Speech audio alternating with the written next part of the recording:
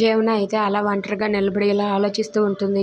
ఇదంతా కుట్టి వల్లే ఇదంతా జరిగింది. లేదంటే గ్రాని ఆస్తి నా పేరు మీదకి ఈ పాటికి రాసేద్దును. దాంతో తాతయ్య అయితే ఈ ఆస్తిని ఇప్పట్లో వద్దు, జమున పెళ్ళయ్యాక తర్వాత అందరం కూర్చొని నిర్ణయం తీసుకుందామని తాతయ్య అన్నారు. ఇదంతా ఆ కుట్టి కారణంగానే.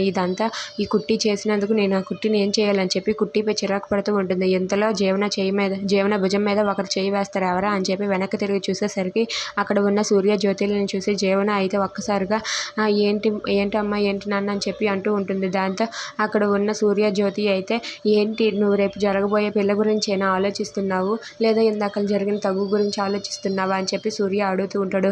అదేం లేదు నాన్న అని చెప్పి అంటుంది.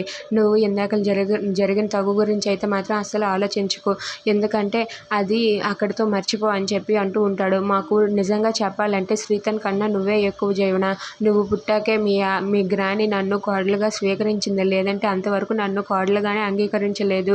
నువ్వు పుట్టాకే మాకు ఆరోతనం అంటారు చూడు, అంతకు మించి మాకు అన్నీ వచ్చాయి. అందుకే నీ కారణంగానే మేము ఇప్పుడు ఇలా ఉన్నాం. నువ్వు లేకపోతే మేము లేము.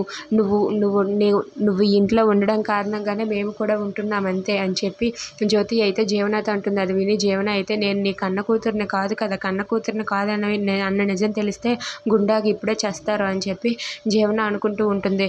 ఇంతలో అక్కడ బాంబులు రావడంతో సూర్య అయితే అవి చూసి ఇలా అంటూ ఉంటాడు. ఆ మెరుపుల్లాగానే నీ జీవితం కూడా మెరిసిపోవాలి, నీ జీవితం కూడా మంచి కావాలని మేము కూడా చూస్తున్నాం. దానికి నువ్వేమీ బాధపడకు, ఆ పెళ్ళి అయితే అన్నీ సర్దుకుంటాయి, అవే నువ్వు ఏ టెన్షన్ పడకు అని చెప్పి సూర్య అక్కడి నుండి అయితే జమునకి మంచి చెప్పి వెళ్ళిపోతాడు. ఇంతలో జమున అయితే వాళ్ళ అమ్మని పట్టుకొని, అమ్మ నాకు చాలా భయంగా ఉందమ్మా, ఎలా జరుగుతుందో ఏంటో అని చెప్పి అంటూ ఉంటుంది. దాంతో అక్కడే ఉన్న జ్యోతి అయితే, నువ్వు దేనికి టెన్షన్ పెట్టుకోకు, అన్నీ మేము ఉన్నాం కదా, మేము చూసుకుంటామని చెప్పి జ్యోతి అయితే జమునకి నచ్చ చెప్తుంది.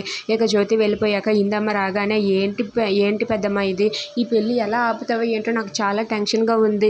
ఈ పెళ్ళి ఆగకపోతే నా పరిస్థితి ఏంటి, లాస్ట్ మినిట్లో నువ్వు హ్యాండ్ ఇచ్చేస్తావని నాకైతే అనిపిస్తుంది పెద్దమ్మ అని చెప్పి అంటుంది. దాంతో ఇందమ్మ అయితే వేసే, వెర్రమొద్దు, నువ్వు అలా ఎందుకు అనుకుంటావే, ఈ పెళ్ళి ఎలాగైనా సరే ఆపు తీరుతాను అని చెప్పి ఇందమ్మ అయితే జమునతో అంటుంది. దాంతో జమున నువ్వు ఎలా ఆపుతావో ఏంటో అని చెప్పి అక్కడి నుండి చిరాకు పడి వెళ్ళిపోతుంది. Thanks for watching friends. Please subscribe our channel. Thank you.